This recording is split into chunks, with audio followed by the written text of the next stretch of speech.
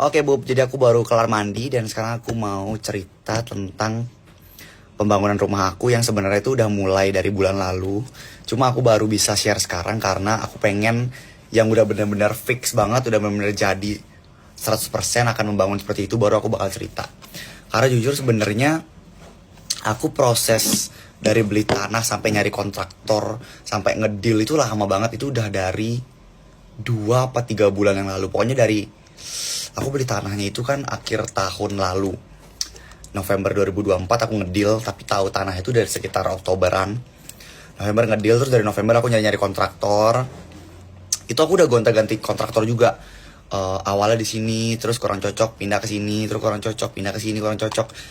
Jadi bukan cuma sekali 2 kali percobaan, dan bukan perkara gampang buat nyari si kontraktor itu, karena kontraktor kan banyak yang problematik juga gitu.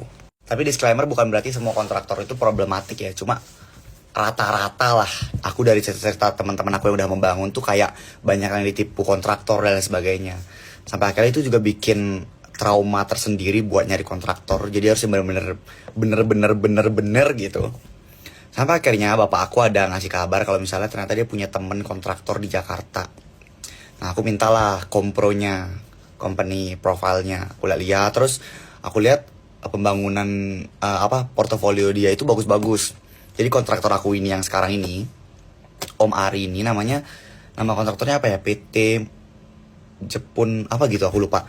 Intinya dia itu udah ngebangun proyek-proyek dapurnya Pak Prabowo, terus proyek Universitas Pajajaran, dia bikin bandara, rumah-rumah bos kayak bos Toto yang punya perusahaan Toto tuh dia juga yang kerjain. Jadi udah bagus profil dia. Nah akhirnya aku putuskan sama dia. Nah tapi pastinya sama kontraktor yang jam terbangnya udah tinggi, itu pasti biayanya tinggi. Cuma pasti juga dijamin kualitasnya, karena di sekitaran area rumah aku tuh juga ada rumah yang emang udah berhasil dibangun sama dia juga, dan emang tuh bagus banget rumahnya. Rumahnya itu bagus banget. Jadi bapak aku juga langsung setuju sama kontraktor yang ini karena kenal juga kan. Jadi temennya bapak kenal dan kita bisa saling percaya. Jadi deal lah sama dia tuh kemarin. Akhirnya di situ kita mulai diskusi rumahnya mau bentuk kayak gimana. Nah awalnya tuh sebenarnya aku punya 2 pilihan bentuk rumah.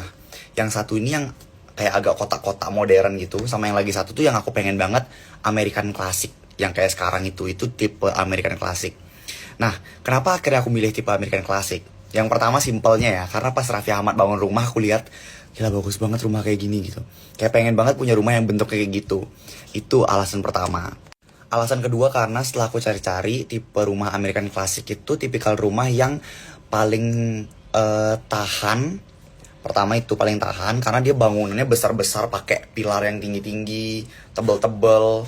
Habis itu pakai profil yang banyak. Dan juga dia itu yang tidak luput sama masa. Jadi misalnya gini, kalau misalnya kita pakai tipikal bangunan tropikal, mungkin cuma sampai 10 tahun ke depan tropikal udah nggak lagi, terus bakal muncul yang baru. Nah tapi kalau American Classic ini, dia tipikal lama kan. Klasik itu kan kayak bangunan lama, tapi bangunan Amerika gitu, American Classic. Jadi dia nggak akan termakan oleh masa gitu. Itu kata kontraktor aku. Jadi aku semakin fix untuk membangun pakai tipikal yang bangunannya American Classic. Jadi itu nggak pakai genteng, nggak kayak rumah-rumah biasa yang pakai genteng gitu. Jadi ya aku nggak tahu lah itu pakai apa bahasanya, tapi intinya itu muahal pol.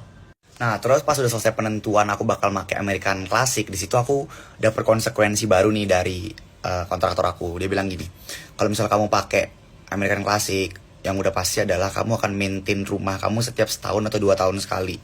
Jadi rumah American Classic itu yang mahal adalah maintenance-nya. Jadi kita harus ngerawat rumahnya, itu yang susah. Ngerawat profil-profilannya, ngerawat bentuk-bentukan rumahnya. Dan juga pembangunan rumah American Classic itu harganya jauh lebih mahal dibandingkan ambil yang desainnya simple. Desainnya yang kayak kotak-kotak itu jauh lebih murah dibandingkan yang American Classic ini. Nah di situ aku mulai goyah lagi, kayak aduh gimana nih, tetap ini apa gimana nih. Tapi karena aku ngerasa yaudah, aku hatinya emang udah di rumah yang bentuknya American Classic ini, jadi ya udah nggak apa-apa om, ambil itu aja. Nah di situ baru dia ngasih harga. Awalnya aku kaget, dia ngasih harga itu 8 juta. Oh 8 juta. Terus tiba-tiba aku keinget sesuatu. Nah udah kan tuh masalah desain rumah udah, masalah fix harga juga udah. Terus juga kalau misalnya beli rumah kan nggak yang kayak lu beli cabai bisa nawar-nawar gitu kan. Kalau lu nawar ya rumahnya makin kecil atau ukurannya dirubah atau ada yang dihilangin. Sedangkan aku tuh banyak maunya. Aku pengen rumahnya tuh yang dari gerbangnya tuh lebih pendek. Makin ke atas rumah tuh makin dia tinggi kayak gunung gitu. Terus ada carportnya. Aku bilang carportnya, pokoknya gue udah tinggi aja ngomongnya. Dia nanya, korek carportnya mau berisi berapa mobil? Oh carportnya yang sekitaran muat 3 mobil ya om. 3 mobil, oh ya mobil apa? 3 mobil Alphard gitu loh om. Emang kamu mau beli mobil lagi? Ya nggak tahu, tapi yang ukuran segitu aja. Jadi tuh carportnya bener-bener gede banget tuh ukurannya. Terus juga depan carport itu ada yang bakal kayak ada air mancur gitu. Terus masuk ke rumahnya lah. Di rumah itu ada foyer. Terus dari rumahnya ke belakang tuh bener-bener jauh banget. Ada ruang setrika, ruang dapurnya kotor bersih, kamar pembantu. Tiba-tiba aku keinget ternyata harga 8 juta itu kan harga per meter. Dan rumah aku itu, rumahnya aja itu 1000 meter. Jadi 1000 kali 8 juta. Di situ aku langsung kayak, terus ditambah lagi syoknya lagi, ini bangunan aku kan 3 lantai. Jadi kalau 3 lantai itu dihitungnya ya 1000 kali 8 dikali 3 gitu. Jadi contohnya berapa ya, aku biar bisa ngitungnya ya. Misalnya kalau 3 lantai itu lantai satunya misalnya 10 juta. Nah kalau lantai 3 itu dikali 3, jadi 10 juta dikali 3, 30 juta gitu lah jadinya. Gitu. Terus kemarin juga kayak ngurus-ngurus beli gambar gitu aja, aku kayak nggak expect kalau beli gambar rumah semahal itu harganya, anjrit. Jadi bener-bener digoyahkan banget, tapi sampai akhirnya aku tetap fix, ayo American Classic, let's go. Terus apa lagi ya permintaan gue ya, gue minta kolam, itu kolamnya juga 10 meteran gue mintanya. Itu anjing, ini udah bukan bikin kolam, ini bikin gelanggang olimpiade gue. Terus habis itu bikin sok-sokan gue nggak bisa main musik, tapi gue minta ruang musik, sumpah dah. Gue nggak tahu gue kepikiran dari mana, tapi entahlah, ceritanya gue pengen main musik gitu, tapi ya udah buat aja dulu ruang musiknya. Itu ruang musik. Terus gue yang udah pasti gue minta dibuatin ruang gym pribadi yang emang itu dekat sama kolam renang, jadi kayak pakai kaca gitu. Terus yang pasti kamar untuk semua anggota keluarga aku, dan aku minta kamar aku yang paling gede. Jadi kamar aku tuh isi walk-in closet yang langsung baju-baju aku ada di situ. Terus habis itu di lantai paling atas bakal ada kantor pribadi aku. Terus juga loteng, dan sisanya aku nggak tahu ruang-ruangannya mau dibuat apa, itu aku masih belum kepikiran sampai sekarang. Gitu permintaannya. Terus ya udah, setelah udah semuanya kelar, udah aku deal-dealan bentuk, udah deal-dealan harga, deal-dealan desain, udah kelar. Di situ akhirnya aku bilang, oke om, kita mulai membangun bulan ini ya om, bulan April gitu. Jadi bulan kemarin mulai membangunnya, bulan April. Terus ya udah, pas udah mulai membangun, tukang-tukang udah pada dikirim dateng.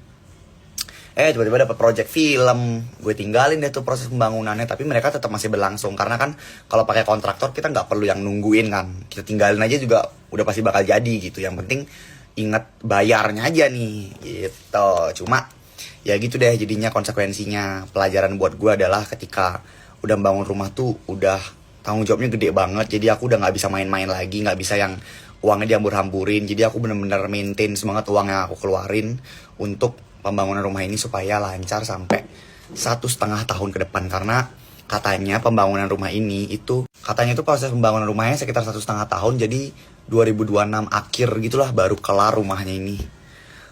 Pusing. Itu pun nggak tahu ya apakah bisa berbarengan sama interiornya atau gimana. Gue belum ngurusin sampai sana. Jadi gue nanti pulang dari sini baru akan ngurus-ngurusin semua hal itu. Jadi kayak masih banyak banget kerjaan yang masih belum gue urusin. Dan emang bener kata orang, membangun rumah tuh bukan cuma tentang lu punya uang, tapi lu harus kuat mental, lu harus kuat ngadepin masalah-masalah yang terjadi selama proses pembangunan tuh banyak banget. Jadi itu sih sebenarnya yang aku takutkan. Jadi aku masih menguatkan mental untuk menghadapi semua itu. Gitu. Cuma ya seperti biasa yang Kori lakukan, diterobos aja, apapun itu dijalani aja, pasti lewat. Begitu deh, sekian ceritaku tentang membangun. Nanti sampai Bali aku bakal house tour sebelum jadi.